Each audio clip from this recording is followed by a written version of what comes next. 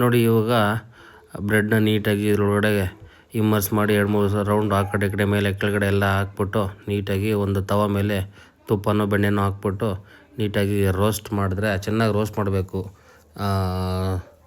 ಸಣ್ಣ ಉರಿಯಲ್ಲಿ ಲೋ ಫ್ಲೇಮಲ್ಲಿ ರೋಸ್ಟ್ ಮಾಡಿದ್ರೆ ಚೆನ್ನಾಗಿ ಗರಿಗರಿಯಾಗಿ ಬರುತ್ತೆ. ಒಳಗಡೆ ಮಾತ್ರ ತುಂಬ ಸ್ಮೂತಾಗಿರುತ್ತೆ. ಹಾಲೆಲ್ಲ ಹಾಕಿರ್ತೀವಿ, ಸೊ ತುಂಬ ಸ್ಮೂತಾಗಿ ಬರುತ್ತೆ ಇದು.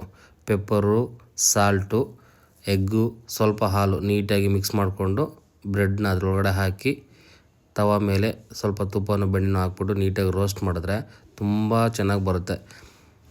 ಎಮರ್ಜೆನ್ಸಿ ಸ್ನ್ಯಾಕ್ಸ್ ಥರ ನಾವು ಇದನ್ನು ಮಾಡಿಕೊಡ್ಬೋದು. ಇವತ್ತು ನಾನು ಇದನ್ನು ನನ್ನ ಮಗಳಿಗೆ ಮಾಡಿಕೊಟ್ಟಿದ್ದೆ. ತಿಂದ್ಬಿಟ್ಟು ಚೆನ್ನಾಗಿದೆ ಅಂತ ಹೇಳಿದ್ಲು. ಗೊತ್ತಿಲ್ಲ, ನಾನು ತಿಂದೆ. ಆಮೇಲೆ ಪರವಾಗಿಲ್ಲ, ಚೆನ್ನಾಗೇ ಇತ್ತಪ್ಪ. ನೀವು ನೋಡಿ, ಬೇಕಾದರೆ ಆವಾಗ ಇವಾಗ ಎಮರ್ಜೆನ್ಸಿಗೆ ಮಾಡಿಕೊಂಡು ತಿನ್ನಿರಿ.